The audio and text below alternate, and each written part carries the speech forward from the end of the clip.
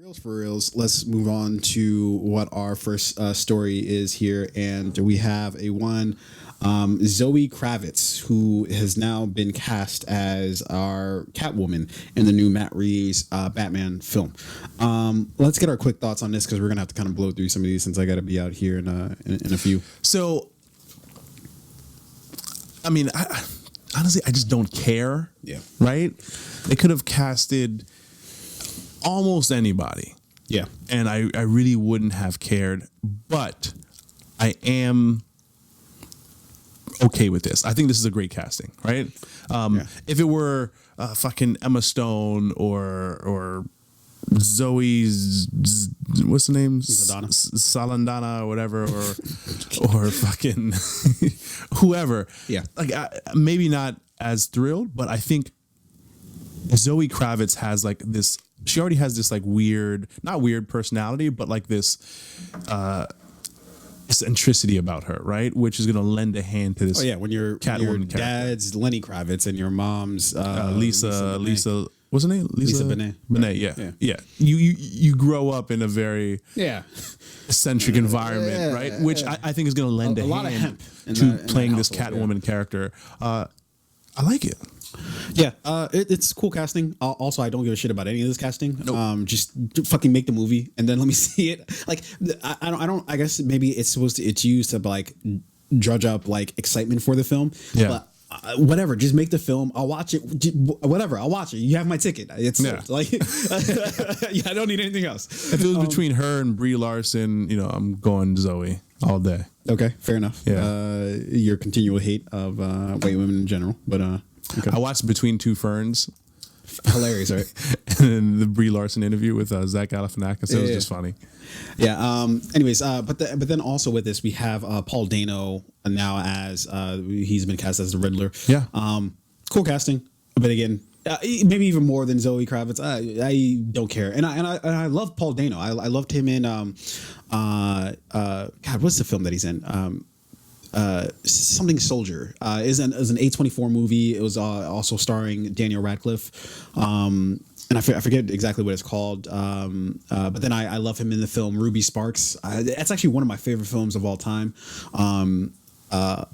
I love the things that Paul Dano does. I don't know if I love him in this casting because I remember watching what's the movie with Tom Cruise and what's her name? Tom Cruise and Cameron Diaz. Is it a Day and Night or some shit? Yes. He's in that.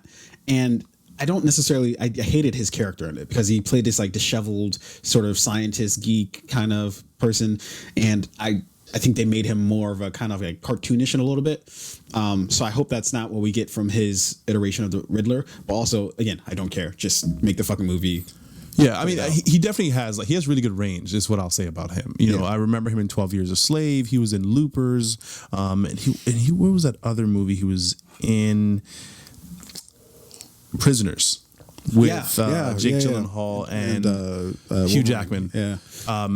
He has range. He's played like a lot of different characters, and I do think because he has that it's not like he's like Ryan Gosling, where he's just like this very like attractive guy and who wouldn't fit into this role. Fuck up. Paul Dano, Christ. He looks like he could play. It's not like he's this other guy who's actually attractive. No, definitely not Paul Dano. He fits this role. I like it. I think he's gonna look whatever the Riddler costume looks like. I think it's gonna lend to his build and just his look in general. Yeah. Now he's got. I'm gonna say this lightly. He's got big shoes to fill, and Jim Carrey was the last person to play the Riddler. No, he didn't. He didn't have big shoes to fill. That movie was an atrocity. It was offensive. It was.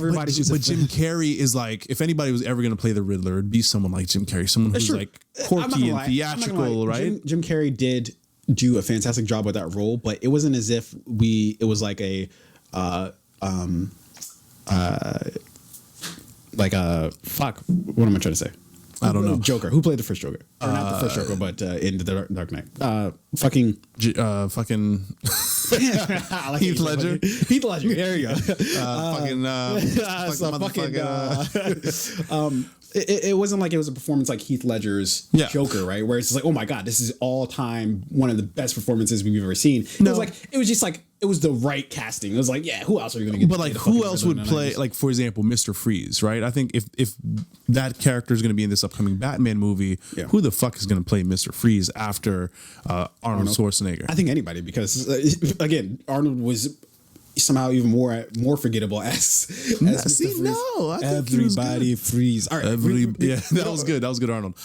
But I what I would like to see with this particular Joker Riddler character in Paul Dano is like a darker Riddler, not like a quirky, theatrical, clownish one, but a darker, more violent. I think that's what we want out of our, and I think that's what we're going to get out of this Paul Reeves film. I think we're going to get more of a detective movie and something more grounded. And they just watched, what Joaquin Phoenix did with Joker, and how Todd Phillips was able to shoot that film. So I think that they have to borrow a little bit of that realism in this new Batman film. Yeah. All right, let's kind of jump around here. We're not going to get to all these topics, but one